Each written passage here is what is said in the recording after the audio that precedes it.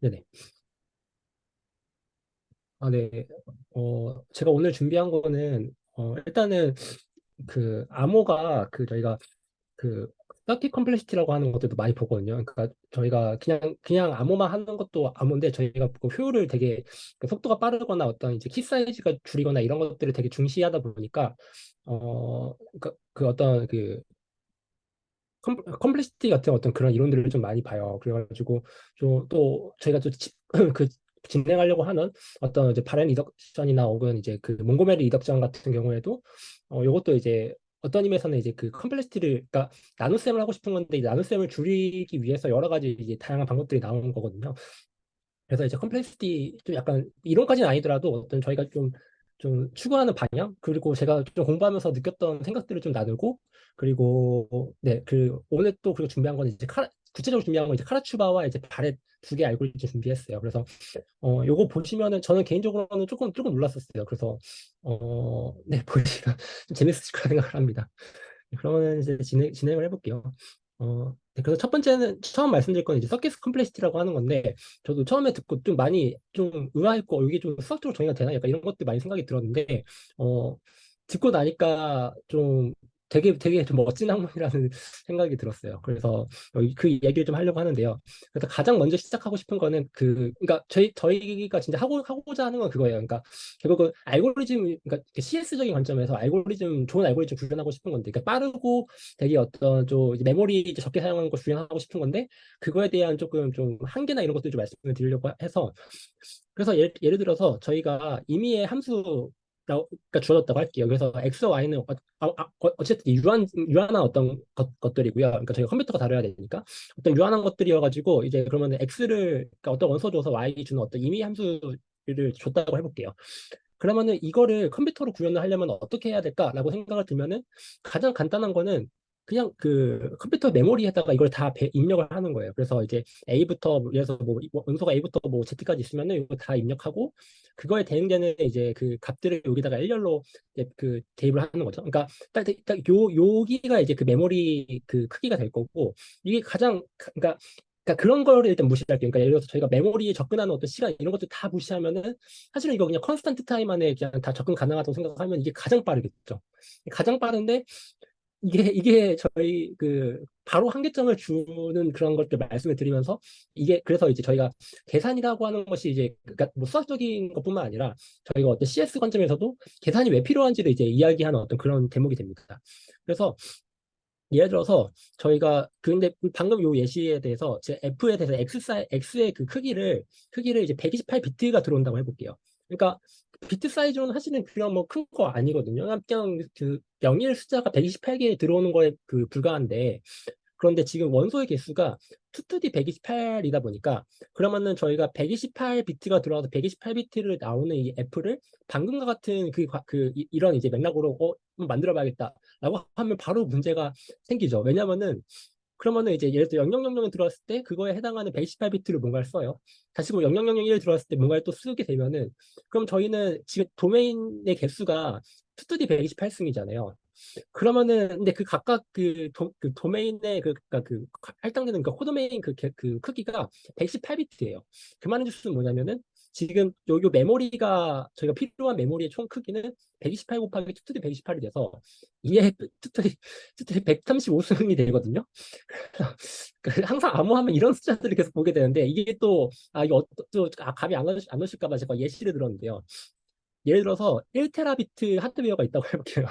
어떤 하드웨어가 만약에 제가 요거가 그 두께가 그 1cm라고 했을 때 여기 앞뒤 바뀌었는데 이게 1cm라고 했을 때 2의 95승계만큼이 필요하고요. 이게 95승계가 이제 몇 개냐고 하면은 저희가 그러니까 저게 그러니까 2의 95승계가 필요한데 이게 만약에 그러면 두께가 1cm라고 하면은 이거 지구와 태양 간의 거리를 1테라비트로 하드웨어로 쭉 나열하고 이걸 다시 1cm로 보고 다시 또 지구 프라임과 태양 프라임을 또 이제 그 열심히 이제 나열을 한 개수만큼 있는 거거든요. 여기 2의 투디 95승 5라는 숫자가. 그러니까 이게 그러니까 벌써 한계가 나요. 그러니까 이게 그러니까 메모리 어세스 시간의 문제가 아니고요. 그냥 단순히 저희는 진짜로 이게 인풋 128개 그냥 어떤 심볼 들어오고 나가는 거 밖에 안 되는데도 이거를 컴퓨터로 그냥 그 룩업 테이블로 이제 그 시안에서 만들 수가 없다는 사실을 이제 저희가 알게 됩니다. 예. 저는 그래서 이게 그러면은 이거 어떻게 그러면 할 수가 없는가라고 했을 때 어 이제부터 이제 나오는 스토리는 어떻게 제가 좀 그냥 고민해보면서 좀 들었던 생각들인데요. 그래서 사실은 저희가 연산이 필요한 이유가, 그러니까 그 CS 관점에서 연산이 필요한 이유가 저 룩업 테이블을 감당하지 못하기 때문에라는 생각이 좀 많이 들었고, 그러면서 저는 그러니까 이쪽 계열에서 예를 들어서 뭐 파인애플도 이런 얘기를 많이 해요. 이게 뭐냐면은 그냥 어떤 그냥 질서 P에서 예를 들어서 뭐 이게 0, 1, 2 어떤 이런 거를 이제 뭐 나눗셈 연산을 수행한 어떤 그런 그 수체계라고 보시면 되거든요. 그래서 그런 그 수체계들이 진짜로 필요한 이유를 이제 저는 그러니까 이런 예시들에서 좀 와닿게 된 녀석을 말씀을 드리겠습니다. 예. 그래서 그러면은 뭐 128비트짜리 함수 임의 함수 표현하는 것이 불가능하니까, 그러니까 그 블록 테이블로는 거의 이제 그 공간적으로는 불가능하니까 그러면은 이걸 계산으로 어떻게 그 풀어낼 수 없을까라는 생각을 하게 되고, 그리고 놀랍게도 이게 이제 가능합니다. 이게 어떻게 가능하냐면은 뭐 베르마의 뭐 소정이라고 하는데 그냥 러프하게 그냥 지나갈게요. 그래서 저희가 어떤 걸 만들 수가 있냐면은 저희가 예를 들어서 그 공학 수학에서 약간 델타 펑션 같은 어떤 그런 펑션을 파이널 필드 용어는 그냥 쓸게요. 그래서 파이널 필드 연산으로 저희가 만들 수가 있어요. 그래서 어떻게 만드냐면은 저희가 x를 받아다가 요게 이제 그 n비트짜리 파이널 필드를 쓸 건데, 그러면은 이제 2의 n승 빼기 1만큼을 막 해주게 되면은 이게 막 어떤 뭐 법칙이 있어가지고 이게 A와 캔슬이 안 되면은 이게 무조건 1이 나오고요. 그래서 A 파트가 아니면 무조건 0이 나와요. 근데 A랑 캔슬이 되면은, 그러니까 A 포인트에서는 이게 0이잖아요. 0을 계속 그 곱해주면 0이 돼서 요게 딱 이제 요런 이제 델타 펑션 같은 게 되거든요. 그래서 이제 그러니까 요게 일단은 안 받아줄 수도 있지만, 근데 중요한 점은 뭐냐면은 저희가 요거를 그러니까 그 어떤 메모리에 저장하는 것이 아니고 계산으로 표현할 수가 있는 어떤 함수를 저희가 얻게 되었어요. 그러면은 이제 저희가 임의의 n비트짜리 들어서 n비트에 나오는 어떤 이런 그 함수를 만들고 싶다라고 했을 때 그러면은 이번에는 룩업 테이블을 이용하는 게 아니고 요 함수에다가 이 앞쪽에다가 이제 함수 아웃풋을 이렇게 곱해서 연산하게 되면은, 그러면은 요거 이 상상 가시나요? 그러면은 제가 A 포인트는 제가 함수 포인트만큼 위로 올려주고 그런 함수 포인트들을 여러 개를 이렇게 덧셈으로 이제 만들어주면은 요게 바로 저희가 원하는 함수인 거죠. 그러면은 이제 그 이전에 있었던 그 엄청나게 스페이스 컴플렉시티가 말도 안 됐던 어떤 그런 함수들이 단순히 이제는 그 사칙 영산으로 저희는 이 함수들을 표현할 수 있게 됐어요. 그러니까 진짜로 컴퓨터가 다룰 수 있는 상황이 된 거죠. 그래서 이거 괜찮다 라고 생각이 들 수 있지만, 그럼 다시 한번 또 문제가 되는 게 무엇이냐면은 이 보시면 아시겠지만 저희가 MBT 그러니까 128비트만 하더라도 이게 그 2의 128승이라고 하는 거가 저는 시간에도 말씀드렸죠. 제가 2의 128승 뭔가 연산하는 것 자체가 또그 엄청난 우주적인 어떤 그런 스케일의 숫자여서 사실은 인간이 할 수가 있는 그런 행위들은 아니다. 근데 되게 놀랍게도, 그러니까 근데 그 스페이스 타임 요 어려운 것들을 이제 저희가 계산 측면을 바꾸는 순간 엄청나게 많은 그 마법들이 일어나는데, 이게 이제 예전에 이제 이제 그 건희 교수님들 말씀하셨던 요거가 그냥 그 익스포넨셜하게 그냥 곱하는 것이 아니고 저희가 한 번 곱한 걸로 제곱을 얻고 다시 제곱을 또 곱해가지고 이제 4승을 얻고 이런 식으로 쭉 곱해 나가는 것만으로 요 엄청나게 많은 곱셈을 사실은 그러니까 당 시간 안에 할 수가 있어요. 그러니까 이게 되게 놀라운 거죠. 그러니까 저는 요거를, 그러니까 뭐 제가 좀 뭐지? 깨닫고 이게 파이널필드가 그래서 그러니까 CS에서 이래서 중요한 거구나라는 걸 생각이 들었었거든요. 그러니까 정리하면은 저희가 어떤 룩업 테이블로 그 표현할 수 없는 그런 이제 그런 함수들이라도 저희는 모두 그러니까 파이널필드 연산들로 뭐든지 다 표현할 수가 있어요.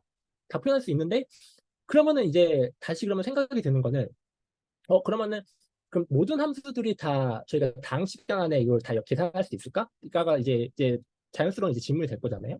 근데 저는 그러니까 이 부분까지는 제가 잘 모르겠고요. 그래서 저좀 찾아보니까 어 그 잠시만요.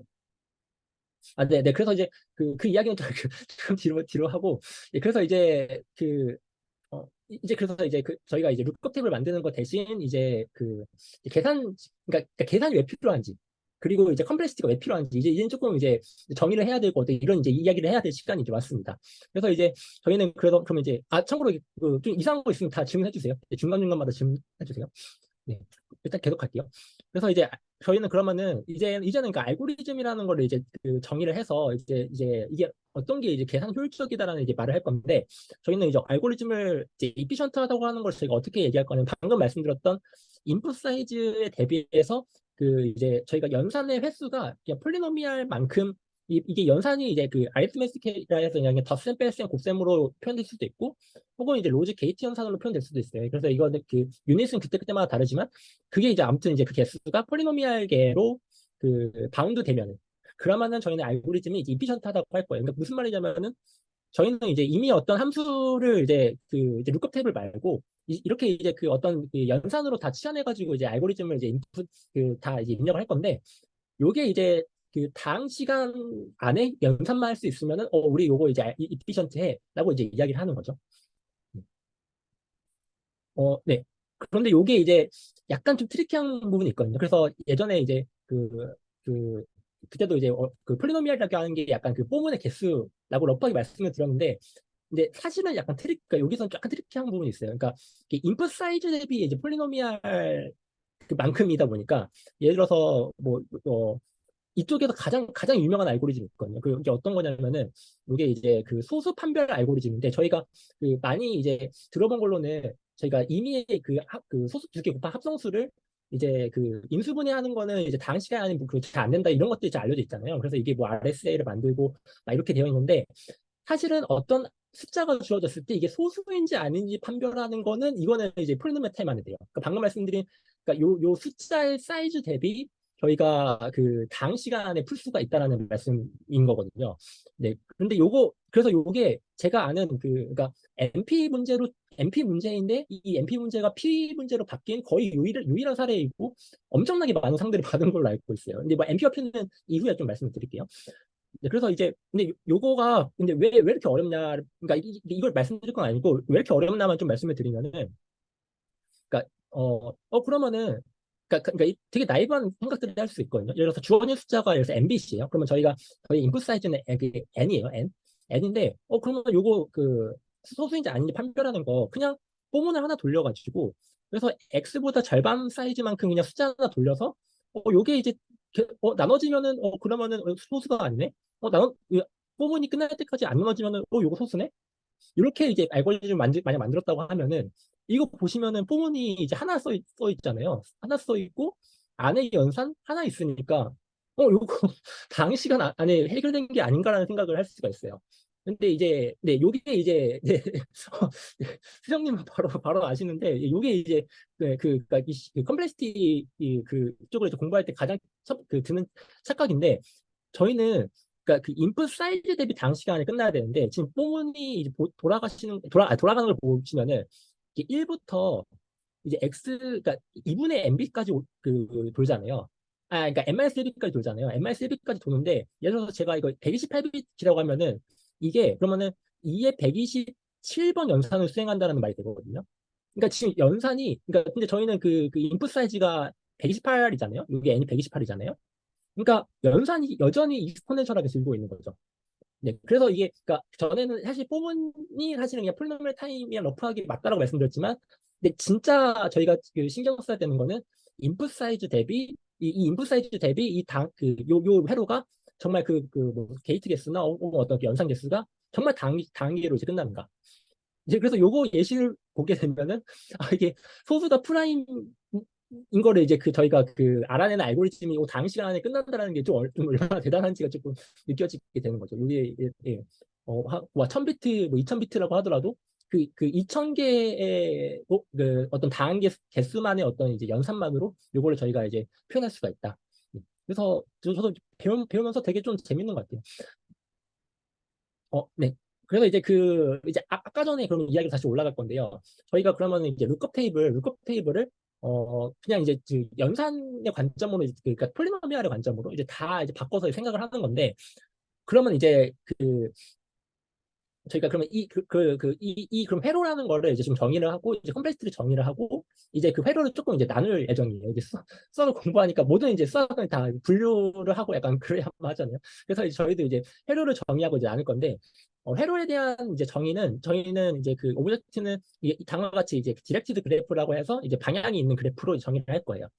그래서 보통은 이제 이제 이론적으로 보는 이제 회로는 그 트루펄스가 나오는 회로거든요. 어떤 불리형 회로를 보통은 많이 보고, 그래서 이제 트루펄스, 그러니까 인풋은 이제 어떤 이제 그 인풋 사이즈만큼 이제 어떤 비트들이 들어오는데, 이 비트들 간에 이제 게이트들이 막 연산을 이제 막 마구자리로 수행을 하고, 최종적으로는 어떤 이제 결과가 나오는 어떤 이런 회로를 저희는 이제 딱 이제 그래프로 이제 표현을 하면 되는 거고, 어, 근데 이 그래프 레프레젠테이션이 그러니까 유일할 필요는 없는 거죠. 저희가 어떤 알고리즘이 있는다고 하더라도 그 뭐 학부생한테 시키면 여러 가지 방법으로 각양각색으로 이제 구현해 오잖아요.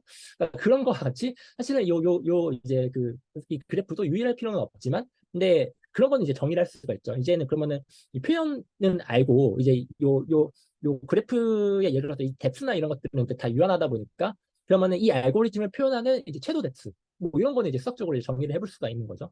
그래서 이제 서킷 뎁스라고 하는 거는 이제 그래프로서의 그러니까 떤 의미에서, 그러니까 트리로서의 이제 그 뎁스를 의미를 하고요.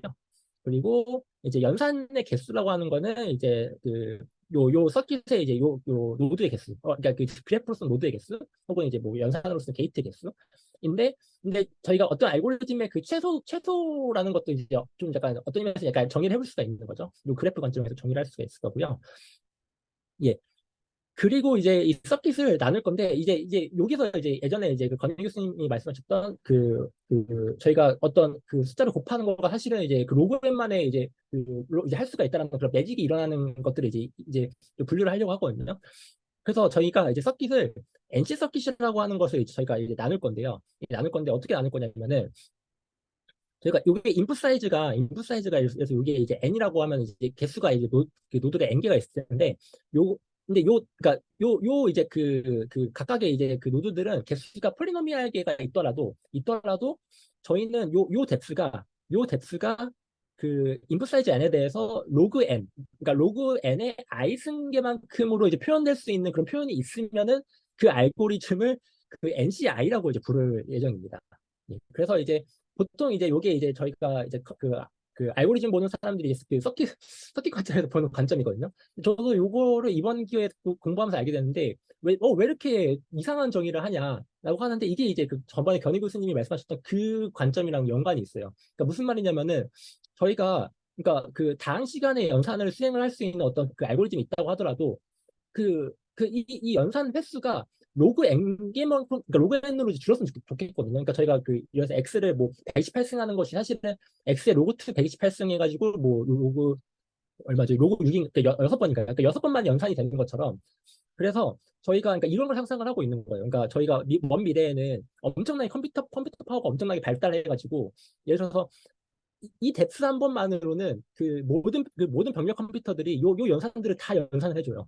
그래서 요거를 이제 유닛 한 번이라고 보고, 그러면은 이 서킷이 로그 그러니까 뎁스가 어떤 로그 n만큼이 있으면은, 그러면은 병렬 컴퓨터의 엄청난 파워를 활용하면은 이 알고리즘은 무조건 로그 n만으로 끝나는 거예요. 근데 좀 알고리즘을 해보신 분들 아시겠지만, 이게 n만 됐더라도 엄청나게 빠른 거고요. 이게 근데 로그 n으로 준다, 요거는 진짜 엄청나게 빠른.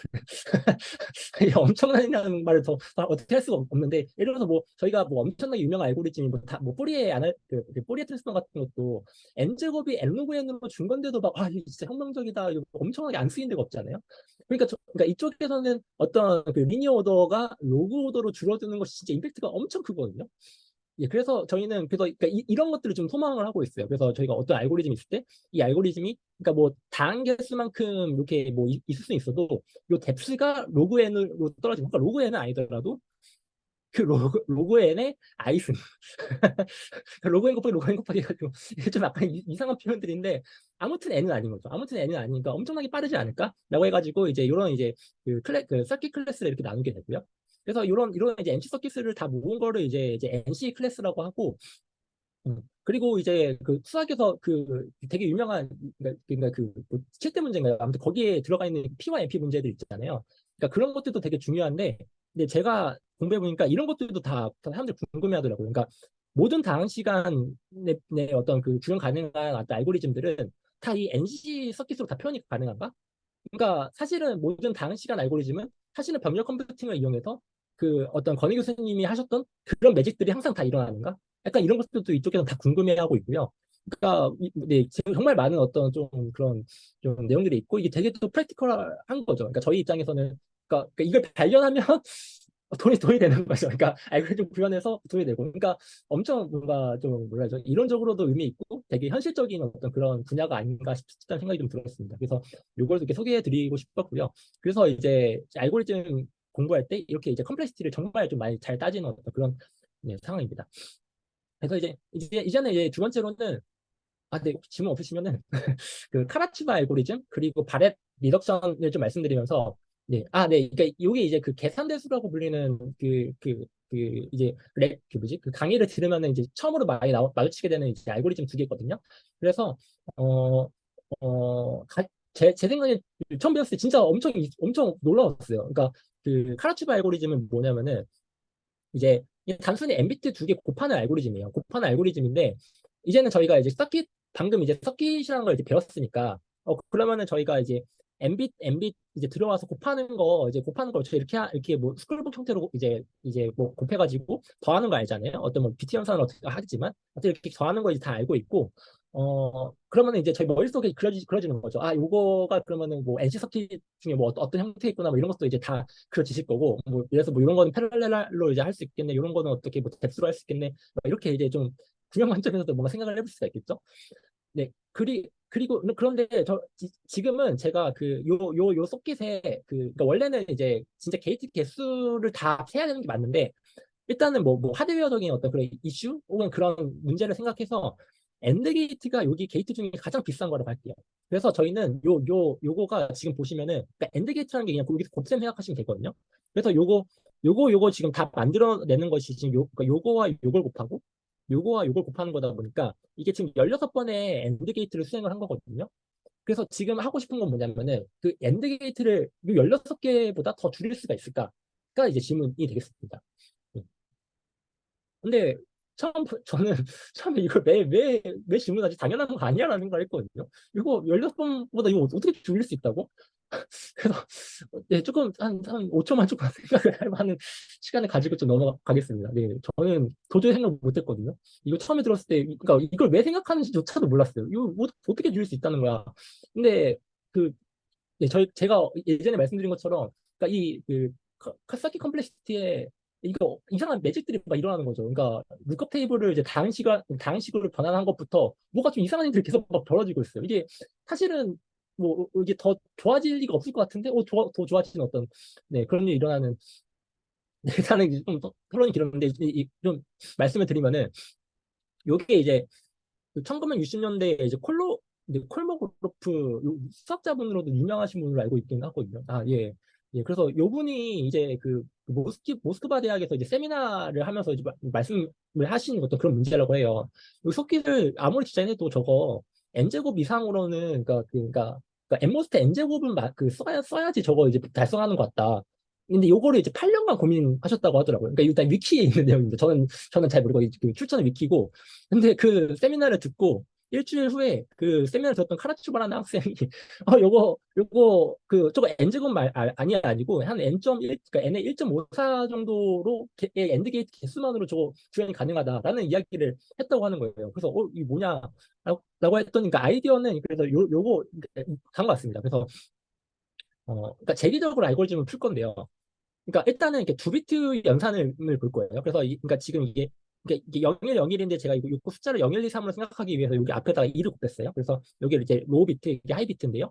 그래서 곱하면 저희가 이제 로우 비트끼리 묶이고 이제 중간 비트끼리는 요렇게 곱하고 요렇게 곱해서 더해지는 걸 알고 이제 그 상위 비트는 요렇게 곱해지는 걸 알아요. 요거 개수 4개에서 더 줄일 수 없는 것처럼 보이지만 근데 카르치바가 발견한 게 일단 요거는 그냥 곱하고요. 요거는 이렇게 곱하고 그런데 가운데 거를 그 A0, A1을 더해서 곱하면은 해보시면 아시겠지만 요 성분이 지금 그러니까 이 네 개의 컴비네이션 곱한 것들을 다 더하는 형태를 갖고 있어서 얘에서 요거 A와 B를 빼버리면은 이 가운데 게 나와요. 그러니까 이게 세 번만 하면 되는 거거든요. 아니, 이게, 저는 처음 봤을 때 진짜 약간 경악을 했어요. 이게 가능하다고? 약간, 네, 그러면은 그 알고리즘을 그래서 카라츠가 제안한 게 뭐냐면은 이걸 이제 제기적으로 푸는 거예요. 그러면 이제 MBT 있으면은 2분의 MBT, 2분의 MBT로 나눠요. 나누고, 그러면은 방금 이제 카라츠바로 이제 하면은, 그럼 세 번의 이제 2분의 MBT의 곱셈이 필요하고요. 근데 그 2분의 MBT짜리 곱셈을 다시 또 4분의 MBT로 나눠요. 그러니까 이런 식으로 제기적으로 막 풀면은 그러면은 해보시면 아시겠지만 요게 뎁스가 이제 로그2의 n 뎁스가 되고요. 그런데 매 노드마다 이제 차일드 어떤 그 이제 그 서킷의 개수가 이제 그, 그 3의 오더, 그러니까 곱하기 30 들어요. 그러니까 여기서는 이제 3개 필요하고, 밑에, 그 다음에 이제 9개 필요하고, 그 다음에 27개 필요하고, 그렇기 때문에, 그러면 총 이제 곱해지는 이제 엔드 게이트의 노드 개수가 3의 로그2의 n 승계만큼 있거든요. 그러면 이제 로그의 성질을 활용하면 이거 이제 바꿀 수가 있으니까, 그러면 n의 로그2의 3이 돼서, 이게 엔드 게이트 개수가 사실은 n의 1.5개, 1.5개면 충분하다. 요게 이제 카라츠라가 일주일 후에 발견한 방식이고, 진짜, 물론 좀 위키에 있는 내용인데, 진짜 모든 사람들이 경악을 했다고 해요. 저는 솔직히 지금도 좀 경악스러운데, 그러니까 이런 거 어떻게 발견하지? 생각을 좀 드는데, 네, 그래서 이런 방식이 있고, 근데 다만, 근데 저희가 일반 컴퓨터에서는 그냥 기존의 어떤 스쿨북 방식의 곱셈으로 이제 반도체들이 다 이렇게 그 최적화가 되어 있을 거잖아요. 그러다 보니까 그냥 인텔에서 요 방식을 이제 소프트웨어로 구현을 하면은 그 항상 빨라지는 건 아니고, 요게 이제, 예. 여기 320비트인지 투투지 320비트인지 봐야 될 것 같아요. 이거 투투지 320비트는 아닐 것 같은데, 아무튼 좀 엄청나게 큰 비트 이상부터는 좀 효과를 난다고 해요. 예. 네, 감사합니다. 네. 어, 그래서 이제 그러면은 저는 그러니까 그런 것도 좀 궁금한 거죠. 그러니까 요런 방식이 그러니까 기존에 그러니까 인텔 칩 그러니까 저는 잘 모르겠지만 그러니까 인텔 칩이 그러니까 인텔 회사가 칩을 만들 때 이런 곱셈 방식까지 생각을 해서 만들었을까 뭐 그런 생각도 좀 있거든요. 그러니까 이거는 제가 그러니까 잘 몰라서 하는 일인데 그래서 그러면 FPGA에서 그러면 곱셈 방식을 그러니까 그냥 그 스크립 곱셈 방식 말고 뭐 이런 카라츠바 방식을 정말로 잘 구현을 하면은 그러면은 뭐 기존에 있던 그뭐 어떤 곡선보다 더 빨라질 수 있지 않을까? 뭐 이런 생각들도 할 수가 있는 거죠. 네. 그래서 그러니까 이 컴플렉시티 쪽이 참 재밌다라는 걸 이제 보여주는 이제 사례 하나를 좀 갖고 왔고요. 이제 두 번째도 좀 놀라워요. 두 번째 이제 바렐 리덕션인데 저번에 이제 그 수영님이 보내셨던 이제 메일도 읽어봤는데 직접 나노세메로를 이제 구현하려고 하시더라고요. 근데 저희 이제 크립토 하시는 그러니까 그 어떤 그 알고리즘들은 사실은 나누려고 하는 숫자를 미리 픽스해 놓고 알고리즘을 구성을 하거든요. 예를 들어서 제가 나누려고 하는 걸 127을 쓰겠다. 혹은 뭐 640을 쓰겠다. 이렇게 픽스하고 나누어서 나머지를 보는 그러한 알고리즘은 사실은 이런 바렌 리덕션이나 그때 말씀하셨던 몽고메리 리덕션 같은 걸 보시면은 보시면 아시겠지만 나눗셈을 전혀 안 써요. 나눗셈을 전혀 안 쓰고 그 곱셈을 2번 쓰고 그리고 여러 가지 덧셈이나 어떤 시프트 연산들을 쓰거든요.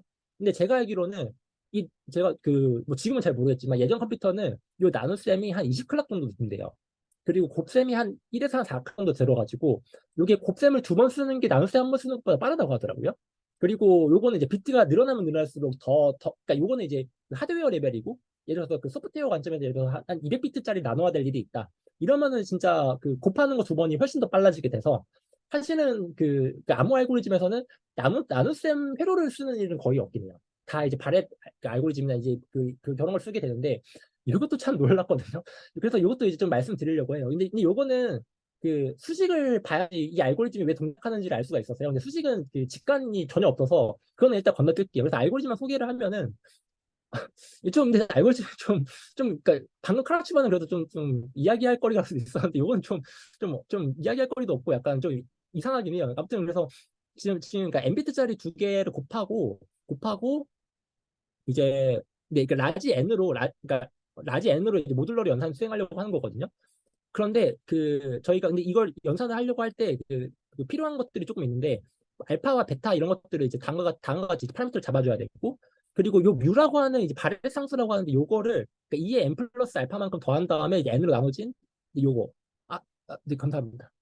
예, 그래서 요거는 이제 미리 계산해야 돼요. 그러니까 어떤 FPGA의 어떤 서킷에 미리 값들이 이제 저장이 되어 있는 거죠. 그래서 이거는 항상 컨스탄트처럼 쓸 거예요. 그러면은 자명하지 않는데요. 그래서 곱해서 그 n을 나누고 싶은 그 a, b를 갖고 와서 일단 곱하고요. 곱셈 한번 들어요. 이거는 뭐 어차피 곱해야 되니까 무조건 한번 들 수밖에 없고요. 어떤 알고리즘은. 그래서 곱한 다음에 이제 2n비트짜리 이제 어떤 p를 갖고 온 다음에 p를 n 플러스 b만큼 우측으로 시프트 해주고요. 그러니까 시프트 해준다는 말은 뭐냐면은 2 to the n 플러스 베타만큼을 이제 나눠주고 이제 뭐지 플로링 한 걸로 생각할 수가 있거든요. 그래서 요렇게 밀어주고 요 뮤를 곱하고 다시 또 알파 빼기 베타만큼 밀어주고 또 왼쪽으로 밀어주고 다시 이제 그걸 이제 q 해시라고 했을 때 q 핵과 이제 제가 쓰는 이제 그 모듈러 그 이제 숫자 그거 이제 n과 곱한 다음에 여기 한번 빼줘요. 네, 되게 이상하죠. 그래서 보시면은, 그러니까 어차피 요거는 곱해야 되니까 이거는 카운트 안 치고, 그러면은 그 여기서 결국 그러니까 시프트 연산은 거의 코스트가 없으니까, 그럼 진짜 연산 이제 그 코스트가 사용되는 거는 여기 곱셈 한 번이거든요. 그리고 뺄셈이 한 번 더 추가됐고, 또 약간은 이것도 조금은 좀 불만이긴 하지만 이 부분이 하나 더 추가돼야 돼요. 왜냐하면 요거를 하면은 그 모듈러 연산을 했을 때 이게 n보다 작아질 보장이 없고 2n보다 작아지는 건 보장될 수가 있어요. 그러다 보니까 이게 만약 n보다 크면은 n으로 그 빼주는 거 이제까지 해주면은 이제 요게 이제 발행 리덕션이거든요. 몽골의 리덕션도 거의 비슷해요. 거의 비슷한데 이거는 뭐 필요하시면 저도 또 어떤 레퍼런스 드릴 수가 있고 그 코랭리스는 예, 이게 수식인데요. 이게 따라가 보시면 이게 왜 되는지를 알 수 있는데, 네, 이게 진짜 다 수식 유도한 거여서, 아무튼, 근데 그걸 하면은, 아무튼 됩니다. 아무튼 돼가지고, 그러니까 바렛이랑 몽고메는 솔직히 제가, 직관적으로 설명할 자신도 없어요. 제가 잘 알고 있다고 생각도 들지 않고. 그래서, 그러니까 이런 방식들이 있어요. 보시면은, 그러니까 다시 정리하면은, 그러니까 나누려고 하는 숫자 n이 미리 알려져 있는 경우. 그러니까 저희가 일반적인 나눗셈 회로를 하려는 건 아니고요.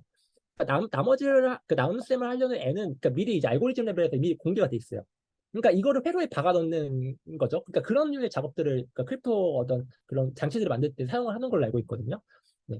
그래서 네, 한번 보시고 만약에 나눗셈을 직접 구현하는 거가 좀 코스트가 많이 들면은 그러니까 이런 식으로도 한번 고민을 해보시면 좋을 것 같아요. 네, 그래서 요거는 좀 끝날 때 좀 같이 논의하면 좋을 것 같고 그리고 이제 마지막으로 또 이제 저희가 이제 동영암모에 대한 이야기가 좀 많이 나와서 이것만 하나만 이제 좀 말씀드리고 이제 마무리 짓도록 하겠습니다. 그래서 이제 동영암모라는 이야기가 조금 이제는 좀 저희가 이제 용어를 많이 쓰고 있어서 이제는 조금 네, 명확하게 조금 말씀을 드릴 때가 왔다라는 생각이 좀 들어가지고 써봤습니다. 그래서 사실은 이게 동영암호가 그러니까 그 영어로는 풀용 오피 인크립션인데 이게 다 동영암호로 번역이 됐더라고요. 왠지 모르겠어요. 근데 저희 그 수학하신 분들은 이거 왜 준동영 암호가 아니냐 이렇게 얘기하실 것 같은데 근데 아무튼 동영 암호예요. 아무튼 왠지 모르겠어요. 근데 동영 암호인데 근데 풀링 호픽이 정확하게는 저희가 동영 암호로 하고 부르고요. 이 파셜 호픽을 이제 준동영 암호라고 보통은 불러요. 근데 이게 이제 이쪽 계열을 하시는 분들은 이렇게 그렇게 명확하게 부르고 하시는 그러니까 일반인 분들 그러니까 이걸 알 리는 없겠지만 그래서 이걸 좀 많이 들어봤다 하시는 분들은 그냥 동영 암호라고 해도 많이 호칭해서 부르시는 것 같아요. 근데 이게 두 개가 사실은 엄밀하게는 구분이 돼 있어서 파셜 동영 암호는 연산이 하나가 예를 들어서 곱셈 덧셈 중에서 그러니까 덧셈 근데 뭐 다를 수는 있어요. 근데 그러니까 둘 중에 하나가 이제 지원되는 거를 이제 파셜 홈오피 인크립션이라고 하고요. 둘 다 지원되는 걸 이제 풀 홈오피 인크립션이라고 합니다. 그래서 이제 파셜 홈오피 인크립션은 이전부터 있었는데 그 젠트리가 이제 제가 공부했었던 그런 계열의 암호들은 이게 진짜 최근에 발견됐거든요. 그러니까 두 개 연산이 되는 거가 그러니까 이 암호 쪽에서는 그냥 어떤 컨셉처 같은 거였는데 이게 있을까 없을까 약간 이런 거였는데 이게 최근에 발견돼가지고 막 이게 대단하다 이런 어떤 그 흐름인 상황입니다. 근데 이게 생각해 보시면은 그러니까 오히려 그러니까 예를 들어서 저희가 어떤 정수 Z 스페이스 요거 뭐 지서피 같은 거 메시지로 삼을 거잖아요.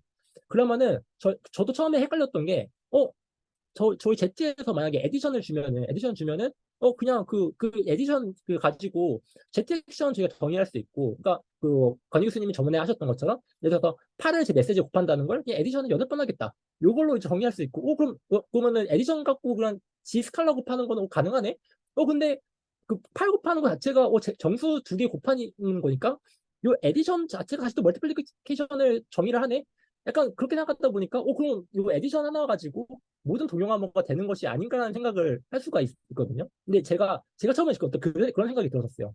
근데 이게 애매해지는 순간이 뭐냐면은 그러니까 그 저희가 어떤 예를 들어서 이렇게 일리트 커브 위에서 덧셈이 된다고 하더라도 덧셈이 되고 그 어떤 그 지액션이 돼요. 그래서 뭐 5번 어제 곱을 하겠다 이런 것도 된다고 하더라도 갑자기 곱을 하려고 하는 순간 여기 말문이 막혀져요. 왜냐하면은 예를 들어서 3과 5를 암호화한 암호문이 있다고 했을 때, 그러니까 에디션이라고 지액션 하겠다는 거 둘 중에 하나의 값을 아니까 그 아는 값으로 그 덧셈을 몇 번 하겠다는 게 되는 거잖아요.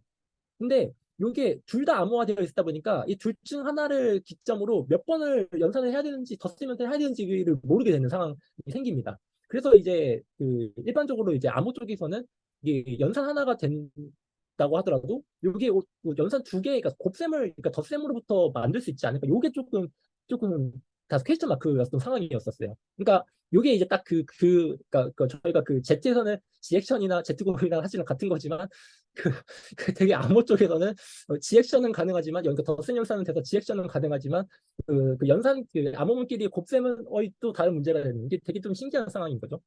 예. 그래서 이게 요게 조금 차이가 있다라는 좀 말씀을 드리고 싶고 그래서 사실은 일리티 커브 크립토는 제가 플리오모피 인크립션이 되는 걸 제가 아직 본 적 없어요. 예, 그래 아마 되면은 아카이브에 올라와서 다 어떤 그 뭐지 소문이 다 나 있을 거거든요. 근데 그러니까 제가 아는 한은 이게 이제 그 밝혀진 바가 없다라고 알려 있고 대신 이제 건희 교수님이 하시는 것처럼 덧셈 되고 이제 G 스칼라 곡 정도는 되는 상황인 거죠. 예, 그래서 근데 물론 그것만으로도 의미 있는 어떤 어플리케이션을 만들 수 있지만 근데 일단은 그 8셔건비 인크립션이다라는 걸 말씀드리고 싶었고요. 그리고 그러니까 이게 왜 중요하냐면은 그 이제 건희 교수님께서 주셨던 그 논문에서 모듈러가 보통은 크잖아요. 예를 들어서 그 이제 저희가 쓰려고 하는 이제 그 모듈러 연산이 뭐 한 200비트, 300비트 막 이렇게 큰 걸로 알고 있는데, 그러니까 일리트 커브는 그 모듈러가 좀 큰 것 같아요. 뭐 물론 최근에 주셨던 어떤 그 하이퍼리틱에서는 좀 작은 것 같긴 한데, 아무튼 뭔가 좀 그 모듈러 연산을 좀 크게 사용하는 것 같은데, 근데 그 동영암호에서는 이제 그 수체계 연산이 어떻게 되냐면은 한 60비트짜리 이제 그 소수들을 여러 개를 사용해서 그 모듈러 연산을 수행을 해요. 그러니까 어떤 의미에서는 그러니까 그 소수가 예를 들어 한뭐 20개, 30개 되는 어떤 네, 그러니까 이게 약간 그 벡터 형태로 있다고 보시면 되거든요. 그러니까 수학적으로는 그냥 차인스 유인터 시러럼을 이용하는 건데, 근데 이게 이제 그 숫자들이 이제 그 각각 이제 모듈러 Q 하는 게 Q1부터 Q 한 20까지가 있어가지고 각각 연산을 수행을 해야 된다. 그러니까 여기서 약간 좀 병렬적인 그런 그 이득을 얻을 수가 있어요.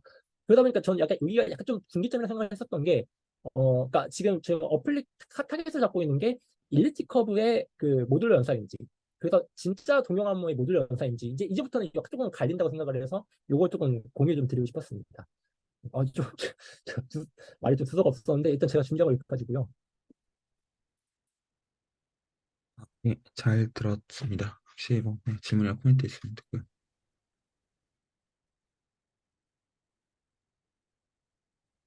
그러니까 실제로는 그 일리트 커브가 아벨리안 그룹이니까 그냥 지모즈까지밖에 그 주장을 못한다. 그냥 그 얘기인 거죠. 예, 자, 맞습니다. 예. 그리고 저 그 그냥 나이브한 질문인데 그 오늘 처음 시작했을 때 이제 펑션 이제 그 표현한 과정은 사실은 캐릭터리스틱 2 쓴 거잖아요. 사실은 예. 맨 처음에 했을 때 예. 여기서 그 파이널 필드에서 실제로 정하는 약간 그 휴리스틱 같은 게 있어요. 캐릭터리스틱 P를 정하는 기준. 아, 이게 정말 특별한 일이 없으면 툴을 쓰긴 해요. 왜냐면은 이게 그러니까 하드웨어 친화적으로 쓰려고 하는 걸로 알고 있거든요. 그러니까 예전에 그 삼성에서 그 모듈러 삼진법이 되는 반도체를 만들어서 열심히 그걸 이제 국제화 어떤 특허 만들려고 했던 그런 그 시료가 있었던 걸로 기억은 해요. 그 들었던 적은 있는데 그게 됐다면 이제 모듈러 3, 그러니까 캐릭터리스틱 3짜리도 이제 의미가 있는 어떤 그런 책일 텐데 그게 제 기억으로는 그 약간 안 좋게 끝난 걸로 알고 있어서 그래서 보통은 그러니까 하드웨어 친화적으로 구현이 되려면 이제 그 캐릭터스틱 2를 생각하는 것 같고요. 근데 진짜로 그거를 안 잡아도 진짜 그 예를 임의의 어떤 그 소인수 아니 소수 P를 사용해도 진짜 빠르다. 혹은 지금 저희가 보는 어떤 일리트 커브 있잖아요. 그거는 저는 잘 모르겠지만 일리트 커브가 캐릭터스틱 2에서 뭐 성질이 나빠지는 게 있다고 하더라고요. 그래서 일리트 커브에서 그 캐릭터스틱 2를 사용하는 이제 그런 어떤 암호가 뭐 있긴 하는 것 같은데 되게 안 쓰는 것 같아요. 그러니까 뭐 그런 특성이 있으면은 좀 다른 걸 쓰는 것 같고요. 대신 근데 그러면 하드웨어적인 어떤 지원이 약간 좀 줄어들죠. 근데 FPGA는 또 다르죠. FPGA는 제가 알기로는 완전히 새로 들어가는 거다 보니까 예. 그 이제는 뭐 그 거기 레벨에서는 2가 아니어도 다 의미 있는 게 아닌가 생각도 좀 있고요. 그러면 실제로 동용암호라는 단어는 이제 fully homomorphic encryption이라고 불러야지만 정확하게 맞는 말이고 그 연구자들 사이에서는 맞나요? 예, 맞아요. 그러면 예. 애시당초 타원 곡선은 배제네요. 사실은요. 엄밀하게는. 사실은 동명암호라고 부르면 사실 타운고스 생각을 하진 않아요. 근데 타운고성이 파쇼픽은 되긴 하거든요. 그래서 사실은 권 교수님이 그 주셨던 어떤 이제 창업하시는 그분이 이제 하셨던 것도 그러니까 사실은 뿔용픽은 아닌 상황입니다. 그러면 동용암호라고 불리우는 것 중에서 가장 단순한 예시가 어떤 거예요?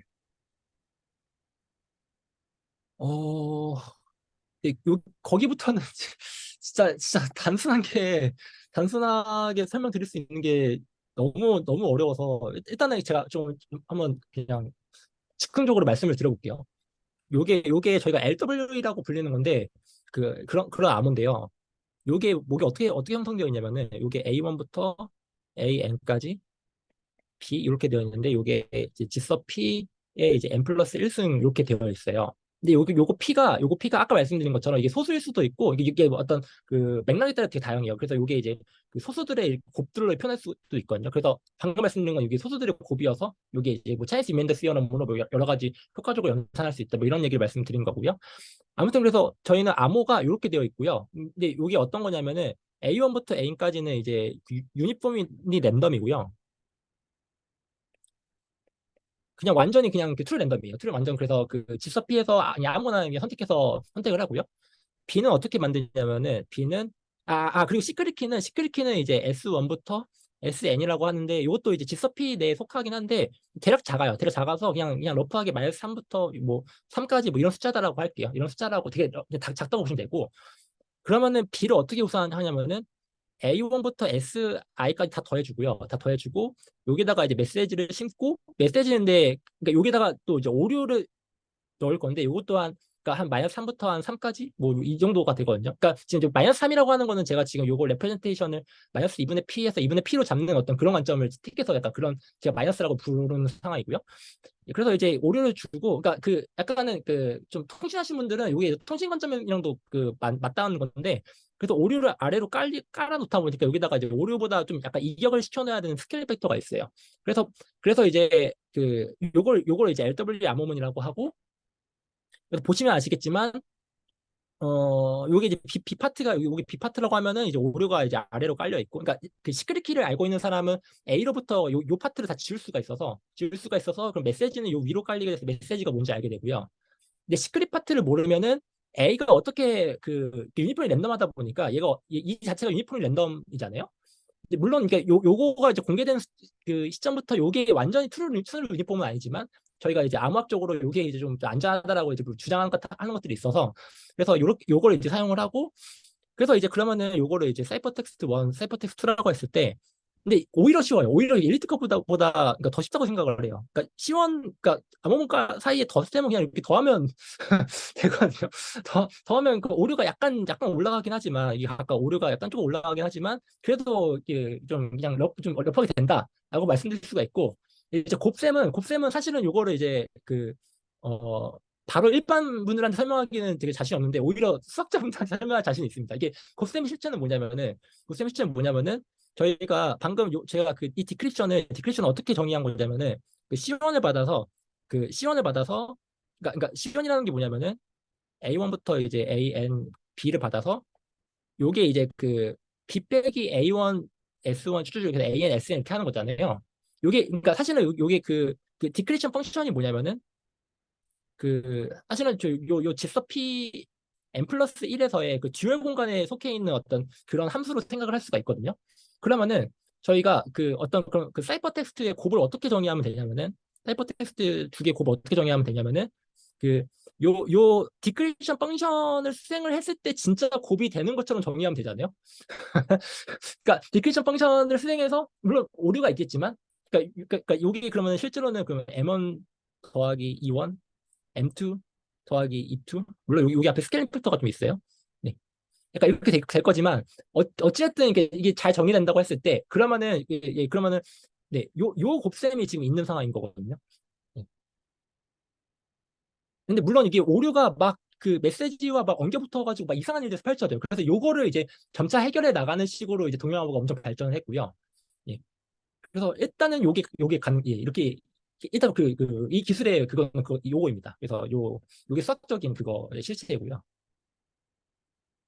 실제로는 알제브라 스트럭처를 이렇게 사실 이제 이밸류에이션 맵에다가 그냥 곱셈하는 방식으로 사실 주는 거네요. 그러니까 이제 덧셈 예, 있으니까 예, 스칼라벤은 G 스칼라벤은 애시당초 있는 거고 그것까지 예. 똑같은데 이제 요거만큼이 다른 거네요. 일리프 커브랑. 예, 맞아요, 맞아요. 예, 그래가지고, 그러니까 이거 조금 예시만 좀 드리면은, 그러니까 예를 들어서 그 N이 1이라고 생각하고 A1, B1, 이제, 그래서 뭐, 여기도 이제 A 프라임 1, B 프라임 1 이렇게 하면은, 그러니까 사실은, 그러니까 요거를 수행한다는 거는, 그러니까 예를 들어서, 어, 네, 잠시만요. 그러니까 저희가 S1, 마이너스 S1, 1을 여기도 곱하고, A1, B1, 이렇게 곱하고, 그러니까 이렇게 내적하고, 그 다음에 이렇게 내적하고, S1, 그러니까, 그러니까 저는 항상 그래서 요걸 봤을 때 이렇게 생각하거든요. 그래서 이렇게 내적한 거, 이렇게 내적한 거의 곱이다라고 하면은 그럼 사이퍼 테스트를 그러면은 진짜로 그럼 뭘 계산하는 거냐면은 서버가 요 APR 프라임들이고요. 그럼 A1 프라임, A1 B1 프라임. 그러니까 요런 곱을 진짜 수행을 해주는 거죠. 예. 그러니까 사실은 그래서 곱셈하면 디멘전이 늘어나요. 그러니까 디멘전이 게 아니라 그 차원이 늘어나요. 차원이 늘어나가지고 그래서 그러니까 근데 지금은 요거 늘어나는 것도 해결했어요. 그래가지고 요 해결하는 방향으로 어떻게 잘 발전해가지고 아무튼 그래서 요런 연산을 한다고 보시면 돼요. 요렇게 연산해서 이제 주면은 그러면은 이제 뭐지? 이제 유저는 뭐 S에 대한 정보를 다 알고 있으니까 그러면은 요거 디크립션 할 때 해보시면 아시겠지만 S 제곱 필요하거든요. 이런 것도 다 알고 있으니까 네. 연산이 됩니다. 근데 너무 좀 급하게 말씀드렸는데 아무튼 네 요게 그거예요. 그러니까 LWA 기반의 어떤 완전 동영. 아, 감사합니다. 아, 예, 알아들었습니다. 음, 네, 혹시 또 다른 분들도 코멘트 있으시면 되고요. 질문인데 여기 저 PS 있잖아요. 네, 이게 그러니까 지금 이게 지금 디코딩하는 펑션인 건가요? 요 PS가 여기서는 네 맞아요. 그러니까 PS를 하면은 B에서 A1 백 이렇게 하고 그러니까 정확하게는 메시지를 추출하는 건 아니고 메시지와 오류까지 이렇게 추출은 돼요. 그래서 그러니까 디코딩 전 단계로 보시면 돼요. 간 그러니까 단계.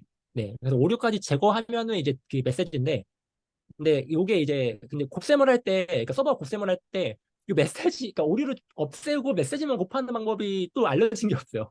그러니까 이게 수학적인 이 실체가 여기 전부여서, 그래서 일단 이렇게 곱하는 거거든요. 곱하면은 이제 요거 곱하는 것도 보시면은 이것도 이제 금방 이제 전개하니까요. M1, M2, 그래서 델타에 M1, E2, M2, E1 뭐 이렇게 돼가지고 그러니까 오류가 그러니까 곱셈으로 늘어난 것도 문제인데 사실 메시지와 오류의 곱으로 이 델타가 엄청나게 커지는 것도 문제거든요. 예. 그러다 보니까 CK 케이스 같은 거 이제 좀 공부를 해보시면은 이 모듈러스 q 사이즈를 한 1800비트 막 이렇게도 잡아요.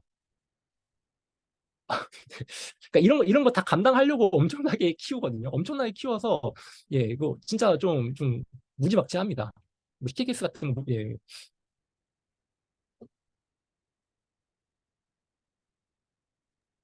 그러면 저게 그런 이게 포인트가 질문이 헷갈리는 포인트가 그럼 예. PS라는 게 디코딩은 아니지만 그럼 저게 지금 제가 보기에는 그냥 저기 써 있는 것만 보기에는 PS가 뭔가 홈오모피즘처럼 보이는데 예, 맞아요.